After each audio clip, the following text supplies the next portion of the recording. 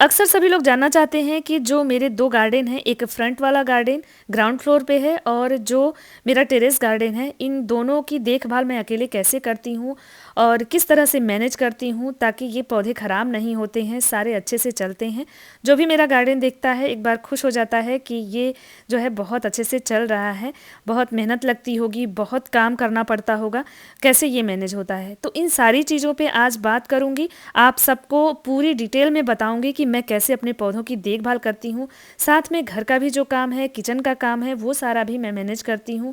किस तरह से मैं सबकी हेल्प लेती हूँ या किसी की हेल्प के बिना ही ये सब करती हूँ, कैसे मैनेज होता है। तो चलिए इन सब चीज़ों पे बात करते हैं।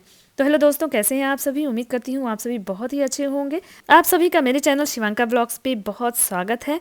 तो चलिए इस वीडियो को शुरू करते हैं। तो सुबह का टाइम है, मैं पूजा करके अब किचन में आ गई हूँ। बच्चों के एग्ज़ाम शुरू हो गए हैं तो आज छुट्टी है, उन लोगों की गैप है, तो इसलिए सुबह मैं इन लोगों के लिए ये मखाना जो है फ्राई कर रही हूँ।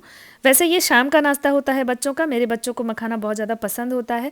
तो इस तरह से थोड़ा सा घी डाल करके, थोड़ा भुना पिसा जीरा डाल करके और इसके बाद जो है इसमें थोड़ा सा काला नमक डाल के और एकदम बढ़िया से फ्राई कर देती हूँ। तो मेरे दोनों बच्चे बहुत मन से खाते हैं इसको और ये हेल्दी भी होता है, तो एक स्नैक्स हो जाता है बच्चों का सुबह। और इसके साथ मैं इन लोगों को दूध दे देती हूँ, तो सुबह का नाश्ता हो जाएगा।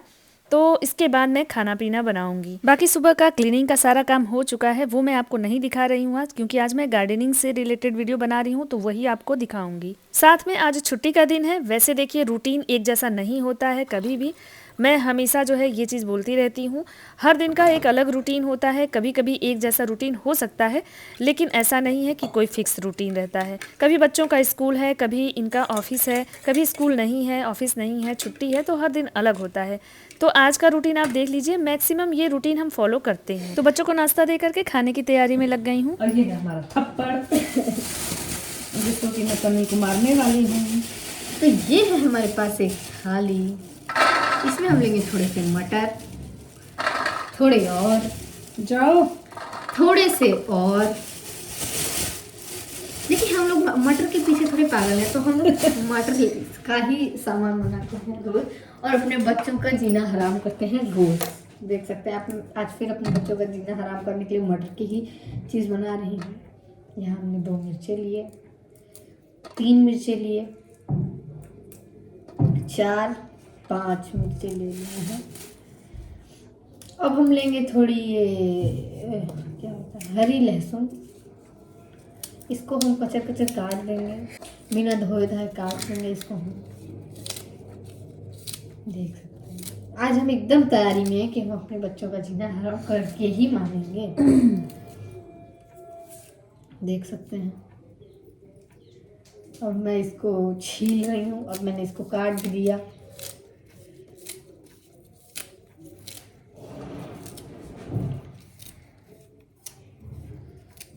मैं इसको पूरी तरीके से काट दूंगी छोटे छोटे टुकड़ों में। फिर यहाँ पे मैं थोड़ा धनिया का इस्तेमाल कर रही हूँ और ये धनिया, और ये मैं आपको बता देती हूँ कि मैंने ये सारी चीज़ें बिना धोए धाए इस्तेमाल की, तभी ज़्यादा अच्छे से टेस्ट आएगा इसमें। तो सारी चीज़ों को काटने के बाद मैंने जो है धुला है और उसके बाद इन सब का मैंने पेस्ट बनाया है। तन्वी की बातों पे आप मत जाइएगा, बच्चों को मटर देख के वैसे भी बहुत घबराहट होती है, बिल्कुल मटर खाना नहीं चाहते हैं, एकदम ऊब जाते हैं। लेकिन ये सीज़न का लास्ट चल रहा है, तो आज निमोना बनेगा और बच्चों को नहीं पसंद आता, इन लोगों के लिए कुछ और बन जाएगा या थोड़ा बहुत खा भी लेते हैं लोग।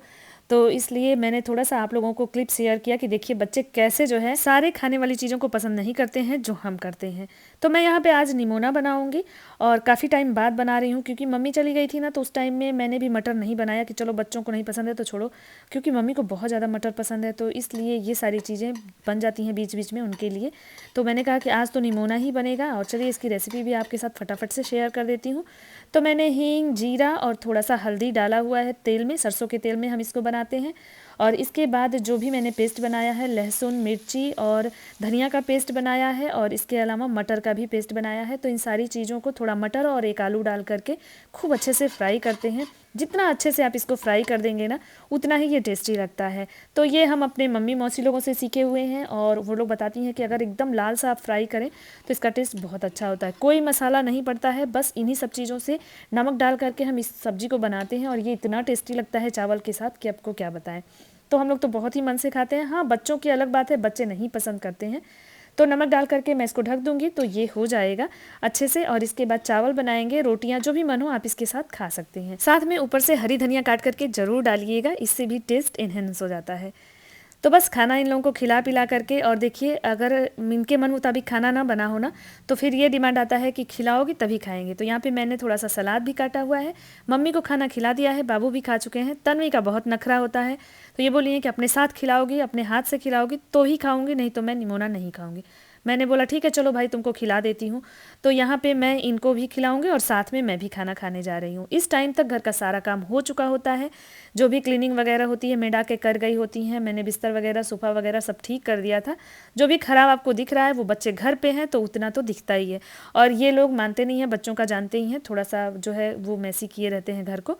तो जिस दिन छुट्टी रहती है ना तो थोड़ा बहुत मेस चलता है घर में, क्योंकि बच्चे हैं तो उनको कितना डांटा जाए। तो इस टाइम तक मैंने कपड़े भी लगा दिए होते हैं, कपड़े धुल गए होते हैं, कभी मैं फैला चुकी होती हूँ और कभी जो है मैं शाम को फैलाती हूँ, वैसे ही छोड़ देती हूँ, क्योंकि दूसरे काम में जब लग जाती हूँ या गार्डन के काम में लग जाती हूँ इस टाइम में तो फिर कपड़े रह जाते हैं। कभी कभी जो है कपड़े फैला देती हूँ, फिर मैं रेस्ट करती हूँ। तो आज मैंने कपड़े फैला दिए हैं। खाना खाने के बाद बाहर आ गई हूँ देखने के लिए। देखिए बाबू यहाँ खेल रहा है, इसका एग्ज़ाम है, तो अब मैं इनको बुलाने आई हूँ कि चल के पढ़ाई भी कर लें थोड़ा। फिर जैकेट निकाल दिए। खेल नहीं पाते हैं, फील्डिंग समय पे सब बच्चे खेल लेते हैं, तुम ही नहीं खेल पाते हो। बॉल हाथ नहीं ना मार नहीं पाता। जैकेट डाली है, ठंडी बढ़ गई है बेटा, संभल के रहो।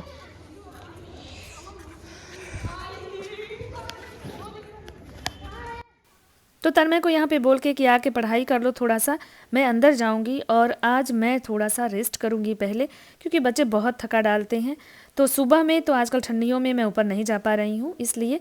तो यहाँ देखिए ये भी अपना आराम से टीवी देख रही हैं, तो मैं भी यहाँ थोड़ी देर लेटूँगी और इसके बाद जब सो करके आधा घंटे 1 घंटे के बाद उठने के बाद मेरा ये काम होता है कि मैं नीचे वाले गार्डन में काम करती हूँ, चाहे वो सर्दी हो या गर्मी हो, क्योंकि इस टाइम में यहाँ नीचे वाले गार्डन में काम करना आसान होता है, गर्मी हो या कोई भी मौसम हो। तो अभी कर लूँगी 1-1.5 घंटे यहाँ काम करने के बाद फिर मैं टेरेस पे शाम को जाती हूँ। गर्मियों में तो मैं दोनों टाइम जाती हूँ टेरेस पे, क्योंकि देखना होता है कि किस पौधे को पानी की ज़रूरत है, किस पौधे को नहीं है। लेकिन सर्दियों में ना 3-3:30 बजे के करीब ही ऊपर जाती हूँ, बाकी टाइम में यहाँ दोपहर में काम कर लेती हूँ, क्योंकि ऊपर पानी ज़्यादा देना नहीं होता है। जिस दिन पानी देना होता है तो उस दिन सिर्फ पानी का ही काम होता है, बाकी कोई भी काम नहीं होता। तो सर्दियों में ये ठीक रहता है कि 5 बजे तक मैं आराम से वहाँ 1-1.5 घंटे जो भी पौधों की देखभाल है वो करती हूँ, क्योंकि एक बार पानी दे दिया तो 3 से 4 दिन तक पानी देने की ज़रूरत नहीं होती है। तो जिस दिन पानी दिया उसके बाद नेक्स्ट डे से पौधों की देखभाल शुरू हो जाती है। किस पौधे को कंपोस्ट चाहिए, किस पौधे को कटिंग करना है, या किस पौधों में जो फूल आए रहते हैं सर्दियों में तो फूल जो ख़राब हो जाते हैं उनको हटाना है, मतलब डेड हेडिंग करनी होती है। तो ये सारे काम मैं करती हूँ। कुछ और भी काम रहता है गार्डन में, गमलों को इधर उधर करना होता है, तो ये सारे काम उस समय मैनेज करती हूँ। तो ये तो रूटीन हो गया जो मैं फॉलो करती हूँ ज़्यादातर जब मैं घर में रहती हूँ। कहीं भी आना जाना होता है तो एक बार दिमाग में ये चीज़ें सेट रहती हैं कि किस पौधे को अभी ज़रूरत है मेरी और किसको नहीं है, तो उस हिसाब से मैं वो काम करके ही कहीं भी जाती हूँ। बाकी जो लोग ये सोचते हैं कि बहुत मेहनत का काम है, तो देखिए गार्डनिंग करने में ना बहुत मेहनत का काम नहीं है, ये सच्चाई है। काम मेहनत का तभी होता है जब मौसम चेंज होते हैं।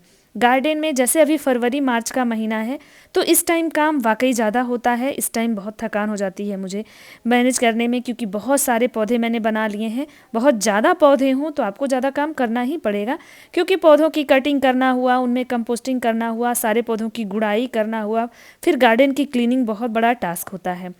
तो ये कुछ सीज़न होते हैं जिसमें ज़्यादा काम होता है। बाकी जो है रूटीन में जो चलता है उसमें आपको बहुत ज़्यादा काम नहीं करना होता है। आपको पानी दे देना है समय से, ये सबसे ज़रूरी टास्क होता है पौधों के लिए। तो इसलिए अगर किसी को शौक है ना गार्डनिंग का, तो वो आराम से गार्डनिंग कर सकते हैं। कोई ज़रूरी नहीं है कि आप मेरी तरह इतना बड़ा गार्डन बनाएं। शुरुआत आप 2 से 5 पौधों तक लेकर के कर सकते हैं। बहुत ऐसे ऐसे पौधे हैं जो बहुत ही हार्डी होते हैं, बहुत उनको केयर की ज़रूरत भी नहीं होती है और बहुत ही ग्रीन होते हैं। जैसे आप मनी प्लांट को ही देख लीजिए, तो आप मनी प्लांट से शुरू कर सकते हैं। इसके अलावा क्रिसमस ट्री आता है, इसके अलावा क्रोटन आता है। ऐसे बहुत से पौधे होते हैं जो ग्रीनरी लिए होते हैं। ज़्यादा मेहनत फूलों वाले पौधों के लिए करना पड़ता है, क्योंकि उनको समय पे अगर आप कंपोस्टिंग नहीं करेंगे तो वो जो है फ्लावरिंग नहीं करते हैं। तो फ्लावरिंग प्लांट्स में ज़्यादा मेहनत होती है। मैंने जो अपना अभी तक का अनुभव लिया है उससे मैं आपको बता रही हूँ। बाकी जो ये ऑर्नामेंटल प्लांट होते हैं ना, जितने सजावटी पौधे हैं, उनको आप एक बार अच्छी मिट्टी बना करके और रीपॉट कर दीजिए। तो आप चाहें तो उसमें जब मन करे आपका कंपोस्टिंग करिए। जब आपको लगे कि पौधे की ग्रोथ अच्छी नहीं हो रही है तो आप एक बार कंपोस्ट में वर्मी कंपोस्ट, गोबर की खाद कुछ भी डाल देते हैं तो पौधा चलता रहता है। तो 2 4 5 10 पौधों से आप गार्डनिंग शुरू कर सकते हैं अगर आपको गार्डनिंग का शौक है। हाँ, एक बात यहाँ पे ज़रूर कहना चाहूँगी कि कोई भी काम आप तभी करिए जब आपको शौक हो। जैसे मुझे शौक है पौधों का, मुझे बहुत ज़्यादा जुनून है इनका, इस वजह से मैं इसको हैंडल कर पाती हूँ। और ये एक ऐसा ही काम होता है जैसे छोटे बच्चों को पालना होता है, तो सेम वैसे ही होता है कि छोटे बच्चे जब होते हैं तो उनकी केयर ज़्यादा करनी पड़ती है, और जैसे जैसे बच्चे बड़े होते जाते हैं तो केयर कम होती है, कुछ चीज़ें वो खुद भी कर लेते हैं। तो हमारे पौधे भी ना बिल्कुल सेम ऐसे ही होते हैं। जब तक वो छोटे हैं तब तक हमें ध्यान देना होता है कि उनमें पानी ज़्यादा ना पड़ गया हो, उनमें कंपोस्ट ज़्यादा ना डाल दिया हो, या कहीं पानी की कमी ना हो जाए। दोनों ही कंडीशन में पौधे ख़राब हो जाते हैं। जब ये सेट हो जाते हैं, पौधे थोड़े से ग्रोथ कर जाते हैं, बड़े हो जाते हैं, तो बस आप इनको आराम से रखिए, जहाँ चाहे वहाँ शिफ्ट करिए। फिर वो पौधे आपके गार्डन से जाएंगे नहीं, बस आपको टाइम से पानी देना होता है। तो इस तरह से 5 से 10 पौधों से आप अपना एक छोटा सा गार्डन बना सकते हैं। धीरे धीरे जब आपको पौधों की केयर करना आ जाए तो फिर आप एक एक दो दो पौधे ला करके और उनकी केयर सीख सकते हैं। तो ये सब कुछ शौक और जुनून पे निर्भर होता है। यहाँ पे मैं ये कहना चाहूँगी कि सिर्फ गार्डनिंग ही नहीं, कोई भी काम आप घर में शुरू करते हैं तो जब आपको उसका शौक होता है, आपको उसका जुनून होता है ना, तो उस काम को सोचना नहीं पड़ता है, वो हैंडल हो ही जाता है। तो वो हमारे दिमाग से सेट होता है। कोई भी चीज़ है हमारे दिमाग से सेट होता है। जैसे आप देखते हैं कि मैं शादी विवाह, बर्थडे वगैरह, मतलब पार्टी वगैरह भी ज्वाइन करती रहती हूँ। हमारे यहाँ इतने रिलेटिव हैं हम लोगों के कि हम लोगों को हर चीज़ अटेंड करना पड़ता है। तो उन सारे केसेस में मैं, ऐसा तो नहीं है कि अपने पौधों को साथ लेके जाती हूँ। मैं पौधों को 2-2 3-3 दिन, कभी कभी मैं मायके जाती हूँ तो 1-1 सप्ताह तक ऐसे ही छोड़ के जाती हूँ। तो उस टाइम में भी तो मेरे पौधे चलते ही रहते हैं ना। बस हाँ, ये है कि मैं इस चीज़ को दिमाग में बैठा ही रहती हूँ कि किस पौधे को मुझे ज़रूरत है अभी केयर करने की, तो मैं उस चीज़ को किसी ना किसी को सौंप देती हूँ कि देखिए पानी समय से डालिएगा। तेज़ धूप हो जाती है तो बता के ज़्यादा होता है, या फिर फ़ोन से भी मैं बता देती हूँ कि उस पौधे को धूप से हटा दीजिए, नहीं तो वो ख़राब हो जाएगा अगर 2-3 दिन बाद मैं आऊँगी तो। या किसी पौधे को धूप में शिफ्ट करना होता है तो वो भी मैं बताती रहती हूँ कि छत वाले इस पौधे को धूप में रख दीजिए इस टाइम, नहीं तो वो पौधा ख़राब हो जाएगा। तो इस तरह से देखिए, जो चीज़ें ना हमें शौक है उसके लिए दिमाग सेट हो जाता है। और हर एक पौधे को मैं अपने हाथ से ले आई हूँ, तो उसको रिपोर्ट मैंने किया है। तो हर एक पौधे के बारे में ना मुझे पता होता है कि कब किसको ज़रूरत है मेरी। कभी कभी ऐसा भी होता है कि समय नहीं मिल पाता है बिल्कुल ही। तो ये भी सच है कि गार्डन में बहुत सारे पौधे कई बार ख़राब भी हो जाते हैं, लेकिन उसका टेंशन मैं नहीं लेती हूँ, क्योंकि मुझे लगता है कि मैं उसको फिर से कटिंग से बना सकती हूँ, या फिर मैं लेकर के आऊँगी जब मुझे उसकी नीड लगेगी। तो इस तरह से बहुत ही धैर्य का काम है। कोई भी काम आप करिए ना तो उसमें बहुत ज़्यादा धैर्य की ज़रूरत होती है। अगर आपके पास धैर्य है ना तो आप हर काम आसानी से कर लेते हैं। तो इसी तरह से मैं अपने गार्डन को केयर करती रहती हूँ। हाँ, इसमें मेरे हस्बैंड बहुत साथ देते हैं। जब भी मैं नहीं होती हूँ तो वो पानी का ध्यान जरूर रख लेते हैं। मेंटली तौर पे वो भी जुड़े रहते हैं पौधों से। जब भी मैं नहीं रहती हूँ तो वो एक्टिव रहते हैं। मेरे रहने पे वो भले ही पौधों की ध्यान ना दे पाए, क्योंकि उनके पास भी समय नहीं होता है, लेकिन जब मैं नहीं रहती हूँ तो समय रहे या ना रहे, वो रात में आके पौधों को पानी डालते हैं, लेकिन वो ध्यान जरूर देते हैं। तो इस तरह से मैनेज हो जाता है मेरा गार्डन। इसके अलावा हमारे यहाँ जो किराएदार लोग हैं सब लोग बहुत ही सपोर्टिव हैं। अगर हम दोनों ही आउट ऑफ स्टेशन होते हैं तो हम उनसे बोल देते हैं, तो वो लोग भी मेरे पौधों को पानी दे देते हैं। मैं बता के जाती हूँ कि जिन पौधों में गीली मिट्टी हो उसमें प्लीज़ पानी मत दीजिएगा, जो सूखा हो उसमें डाल दीजिएगा, तो वो लोग भी मैनेज कर लेते हैं। तो इस तरह से घर में बहुत सारे लोग हैं जिनको मैंने बता रखा है और जब हम जाते हैं बाहर तो वो लोग हमारी हेल्प कर देते हैं। तो बस इस तरह से आसान हो जाता है काम। तो कोई भी जुनून हो, शौक़ हो तो उसको ज़रूर करिए। घर में जो लोग हैं, जो लोग हाउसवाइफ हैं, तो उनके लिए ये वीडियो बहुत ही इन्फॉर्मेटिव हो सकता है। इसलिए मेरे दिमाग में आया कि एक बार ज़रूर बताऊं आप सबसे। आप सब भी अगर गार्डनिंग करना चाहते हैं तो कमेंट करिएगा, मैं आपको सारे टिप्स भी बताऊंगी और किस तरह से पौधों की देखभाल करते हैं वो भी बताऊंगी। मैं आपकी हेल्प बिल्कुल करूंगी। अगर आसपास में हैं आप, तो आपको कटिंग भी चाहिए कोई, तो मैं देने के लिए हमेशा तैयार रहती हूँ। मैं चाहती हूँ कि एक से कई सारे पौधे बने, सबके पास वो पौधे हों जो मेरे पास हों। तो मैं हेल्प के लिए हमेशा तैयार हूँ, अगर गार्डनिंग से रिलेटेड आपको कुछ भी करना है तो। इसके अलावा आपको जहाँ से भी हेल्प मिलती है अपने शौक़ को पूरा करने के लिए, उसको कोशिश करिए करने की। जो लोग भी घर में बैठे हैं, बोर हो रहे हैं, घर के काम से बोर हो जाते हैं हम एक ही काम करते करते, तो वो लोग अपने शौक़ को पूरा ज़रूर करें। जो भी हो, किसी को सिलाई का शौक़ होता है, किसी को कढ़ाई बुनाई का शौक़ होता है, मुझे गार्डनिंग का है, तो मैं इसी में अपना जो है पूरा शौक़ पूरा करती हूँ। मेरा जो भी टाइम होता है, मैं यहाँ पे मतलब खाली समय में ना मैं यहीं पे अपना सुकून जो है तलाश करती हूँ, और सच में ये बहुत रिलैक्सिंग काम होता है। तो इस तरह से आप भी जो भी आपको शौक़ हो ना वो करेंगे तो उस काम में कितनी मेहनत लगती है ये बिल्कुल भी पता नहीं चलता है। चाहे जितनी भी मेहनत लगी हो, हमें रिलैक्स मिलता है, हमें अच्छा लगता है, खुशी मिलती है, तो वो सारे काम बहुत ही आसानी से हो जाते हैं। तो मैं भी इसी तरह से सारा काम मैनेज कर पाती हूँ। जैसे भी हो सकता है मैं अपने शौक़ को भी पूरा करती हूँ, साथ ही अपनी फैमिली को भी देखती हूँ। तो आप में से किसी को भी अगर गार्डनिंग से रिलेटेड कोई भी हेल्प चाहिए तो जितना भी बन पड़ेगा मैं आपकी हेल्प करूँगी। आप कमेंट करेंगे तो मैं उस पे भी रिप्लाई करके आपको बता सकती हूँ। जितनी भी मेरी जानकारी है, जितना भी अनुभव है, उसके हम आपकी ज़रूर सहायता करने की कोशिश करेंगे। और अगर आप कटिंग कोई लेना चाहें, सीज़न अच्छा हो तब आकर के आप कटिंग ले जा सकते हैं। मतलब जब पौधों की कटिंग करने का सीज़न हो तो उस टाइम में ढेर सारी कटिंग पौधों की निकलती है, तो वो भी आप आकर के ले जा सकते हैं, या आप मंगवा सकते हैं किसी को भी भेज करके। मैं कोई भी कटिंग दे दूँगी आपको जो भी मेरे पास अवेलेबल होगी। इसके अलावा गार्डनिंग में हेल्प हो तो ज़रूर कमेंट करिएगा। तो होप आज का व्लॉग आपको अच्छा लगा होगा। अगर अच्छा लगा है तो वीडियो को लाइक ज़रूर करिएगा, चैनल पे नए हैं तो सब्सक्राइब करिएगा, और अगर कोई भी मन में आपके बात हो तो कमेंट करिएगा मुझे, मैं रिप्लाई भी करती हूँ। तो फिर मिलेंगे एक नए व्लॉग के साथ, तब तक के लिए थैंक यू, बाय बाय।